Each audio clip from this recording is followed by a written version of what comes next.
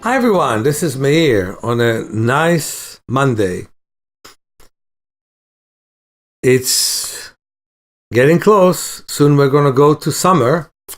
I want to tell everyone that the most important thing for me is to meet again and again courageous people who, whether they are disabled or not, do all they can do to improve their lives. And that's why I'm going to give a couple of free sessions. One next Monday, the 10th. The one after that, the 17th. And that's why my friend Richard, who is a good friend of his who does holistic psychotherapy, will talk about improving vision in the body in a workshop that they will hold here on the 22nd. And Michelle, my good friend, on the 24th, will give a free lecture. She's a widow, and she will talk about how to live life with less stress in the most hard situation there is. So I think that we all can benefit from the free lectures. I intend to attend Michelle's lecture, and I hope that many of you from the Bay Area will attend my free lectures. And then, of course, on the 29th, I'm giving a whole day of natural vision improvement. And I hope to see many people, not only from the Bay Area, but from everywhere. A day like this definitely can help people. And of course, we're doing the training course on August 5th. We have 2 segments, and if you can take both, it's the best. Otherwise, take one. And they will definitely teach you about the power of your life and the power of your body. So I'm looking forward to see as many of you as possible. And I was so happy when I was interviewed with a large conscious radio in Seattle. Interesting, not far away from there. Geographically, I was interviewed a week before in conscious radio in Vancouver. It's just another country and another city. Well, they only focused on my eyes. I tried to talk about the body, but at least you'll have 20 minutes of hearing more about how your vision can improve in that radio show. And I'm looking forward to talk to all of you and see all of you. Many blessings, Meir. First guest is Meir Schneider, and he is the author of a wonderful book called Awakening Your Power for Self-Healing. The emphasis is on your vision. He is an amazing guy. He was born blind to deaf parents in 1954 because of congenital cataracts.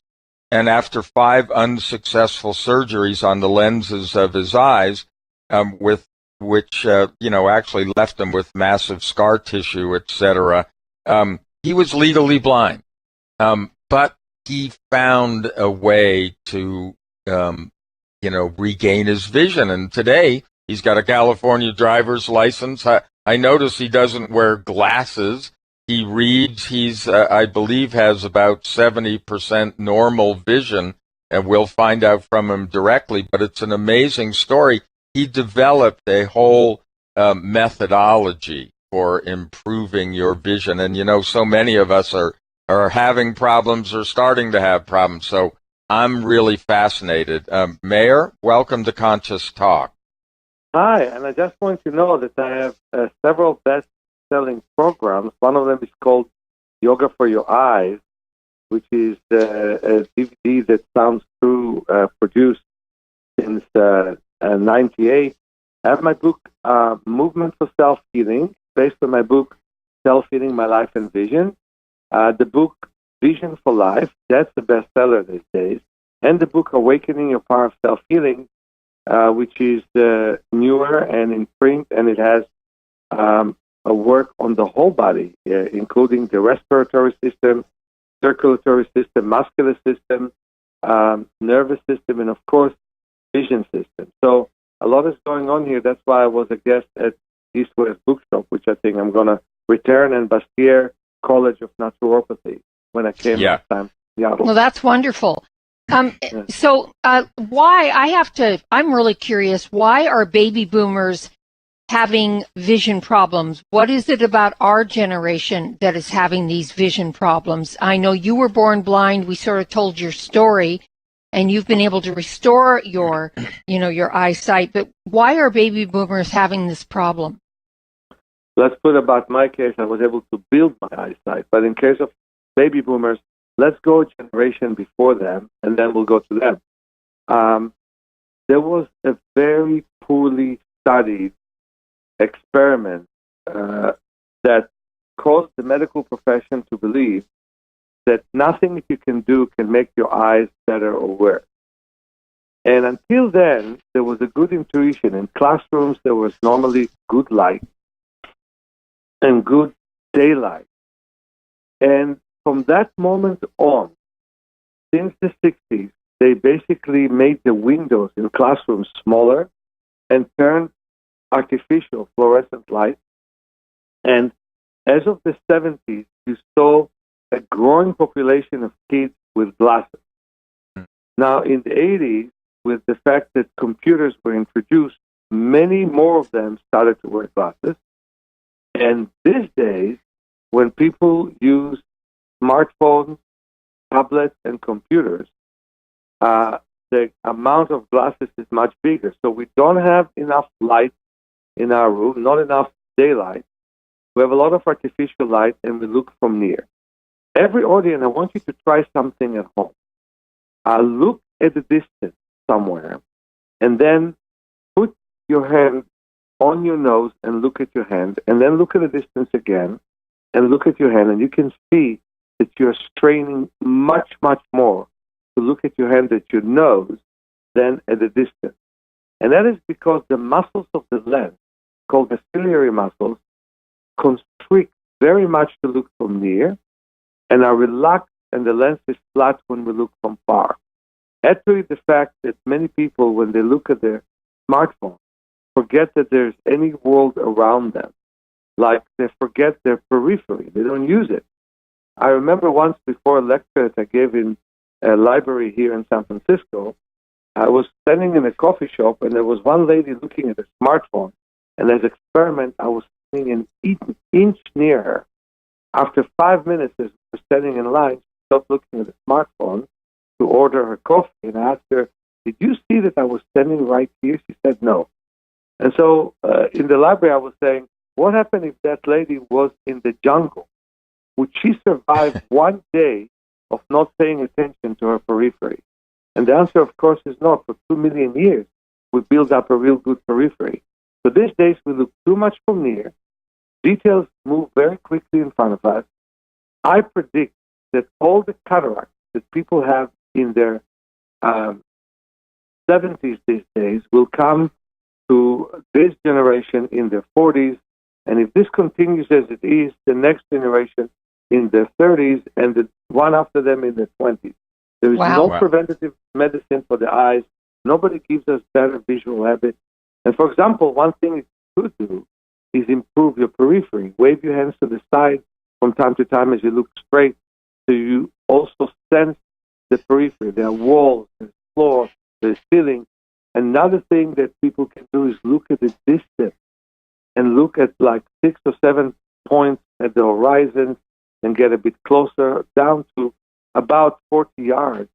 And again at the distance, and keep the eyes there for 6 minutes twice a day and 4 minutes twice a day. Make sure that for 20 minutes, and it's a lot to ask from a modern person, even in intervals of 6 and 4 minutes, look at the distance and relax the eyes from near vision. And also, because the vision of a modern person is so stressed, for the reason that I said, and for the fact that we don't look well enough at small details, we should also rub our hands and put the hands extremely gently around the eye orbit, and for 6 minutes, breathe deeply and slowly, exhalation slower than inhalation, all through the nose, and visualize nothing, or see a complete black, which is like visualizing nothing.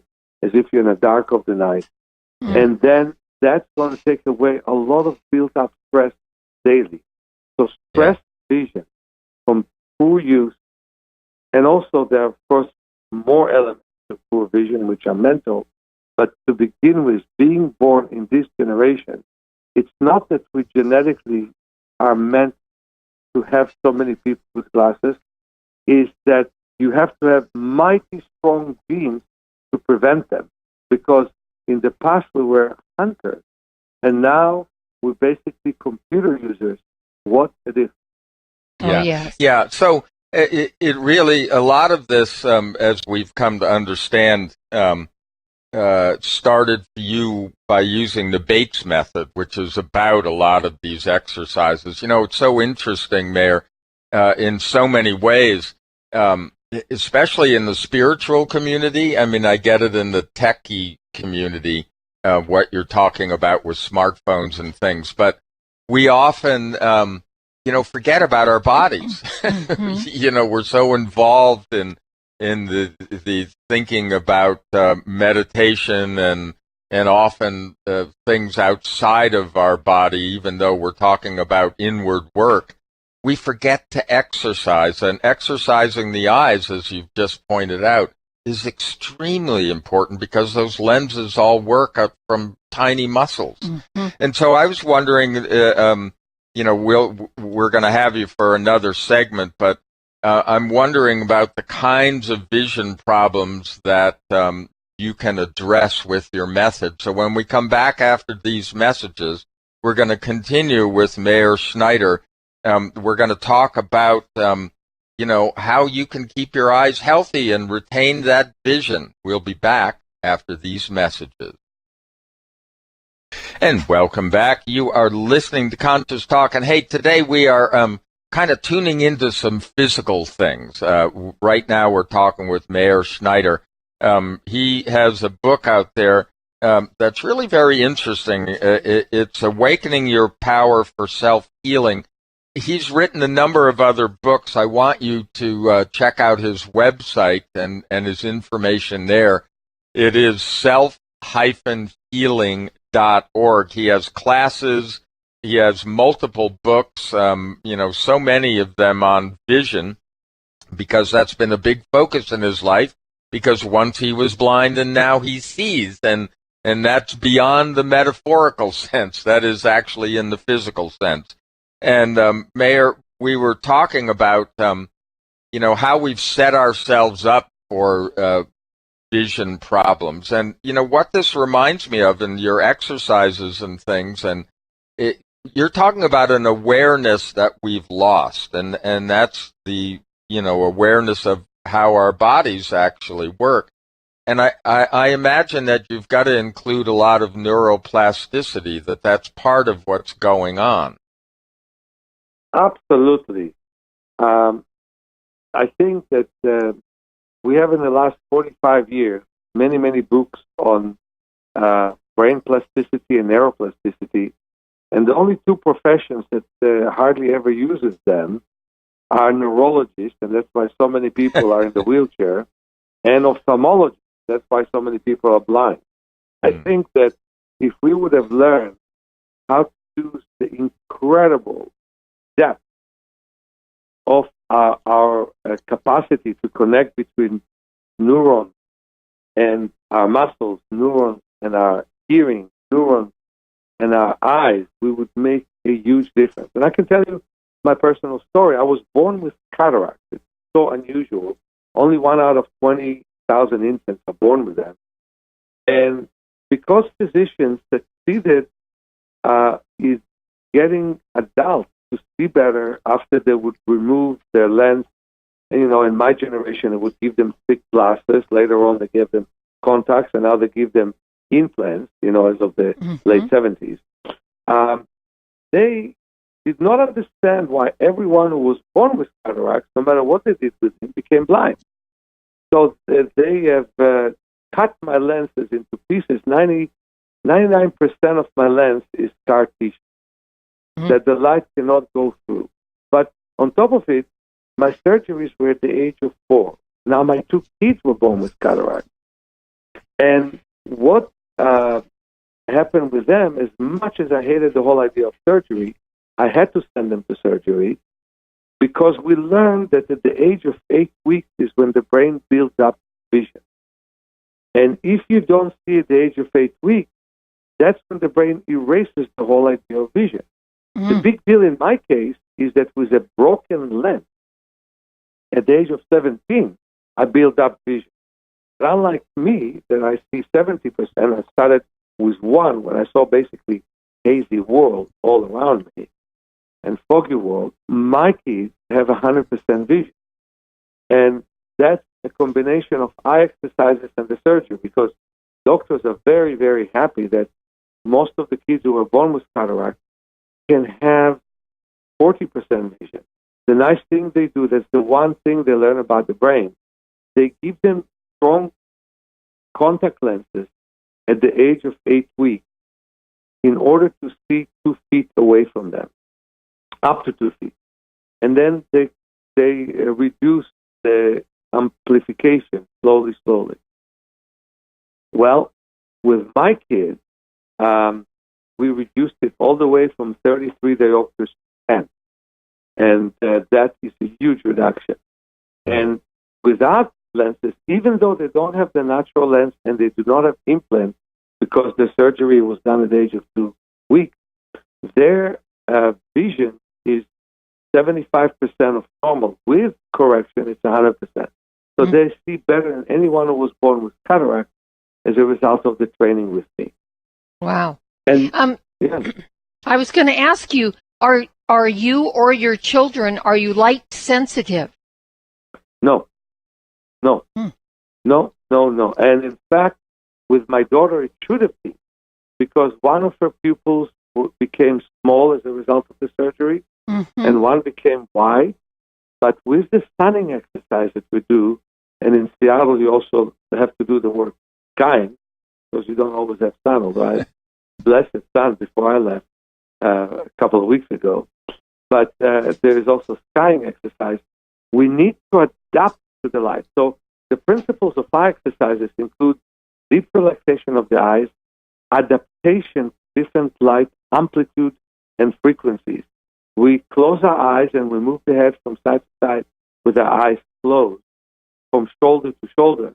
And that's a way to strengthen the pupils and adapt to the sun. But we also have night walk to adapt to the dark of the night. So the pupils should do both, widen and shrink.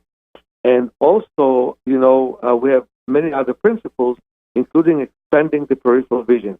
I wish I had 3 hours in your show and I would explain all of that. Yeah, one of the things I was curious about people have so many different kinds of vision problems.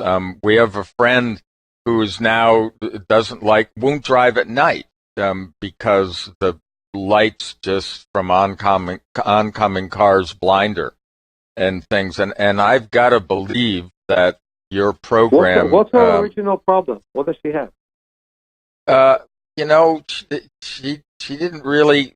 I don't remember her wearing glasses or things like that. She had pretty normal vision, but she has trouble seeing at night. So I imagine what you're talking about, you could really help her with that sort of problem. Oh, no question, definitely. And the thing that I want to say is that many people give up on us for nothing. I mean, I think they're saying the optic nerve cannot recover if it's lost from glaucoma. Not true. You can get back a lot of your vision. They say that you cannot stop cataract from expanding. Yes, you can. The only thing they do is they remove the lens, which is wonderful. Then people see so much better afterwards. But what about saving the lens when the cataract begins? They never work on that. And actually, you can do that. I mean, every optometrist would tell you that they observe some people with cataracts that doesn't grow for 15 or 20 years. Well, you got to find the secret of how to make that happen, which is to look for a long time at a distance. By the way, I'm giving an eye class. I know that Seattle sounds like far from San Francisco, but since I have people coming to me from China and Germany and Montreal and all that, I would like to suggest that Seattle is actually only an hour and a half away from our place. And so on the 29th, we're giving a whole day of natural vision improvement. If anyone wants to come for that day, and maybe give me for individual sessions before and after, would be great. And we also have a training course in August. And if anyone wants to come and study with me, body and eyes, and as well as body and mind, to work together on those things, you're welcome to do it. Get my book, Awakening Your Power of Self-Healing. Great preparation for my classes, 600 exercises and 300 illustration. You do 5 a day, you do it one at a time, but you slowly learn about your body kinesthetically as well as theoretically. And right. So well, now, Meir, that people can find out all of that by going to your website, right? The self-healing.org. Yeah. Yeah, and we'll put that up on Facebook so people have that resource because, look, if you want to spend the rest of your life with eye problems, okay. But if you want to improve your life, in all ways, not just your vision, it may well be worth your while. Flights are really cheap to San Francisco. Yes, they are. And I'm just curious, we only have a couple minutes left, Meir. I'm curious, why combine body movements with eye exercises? What's the reason? Most blinding conditions have to do with poor blood flow to the head. And therefore poor blood flow to the visual system, starting from glaucoma, which doctors are saying is only high pressure in the eye. It is, but it's also poor blood flow to the optic nerve and poor blood flow to the eye that causes the pressure. Most wet macular degeneration is the result of the fact that capillaries are being formed in the retina that eventually leak because not enough blood gets to the retina in the first place, so the body creates the capillaries. So I would say that 90% of blindness in an older age start with poor circulation. If you look at the posture of so many people that they're slouched down on the computer and their body is so tense, sooner or later, it's like sitting on your own leg and getting all kinds of pins and needles on it. As the neck becomes tense, not enough blood comes, and eventually there could be a problem. So, Brenda, the only problem I want you to have when you are 99 is driving your girlfriends to the ophthalmologist office. Yeah, there you go. There you go. Sounds good to me. Well, Meir Schneider is his name, Center for Self-Healing, and it's in San Francisco.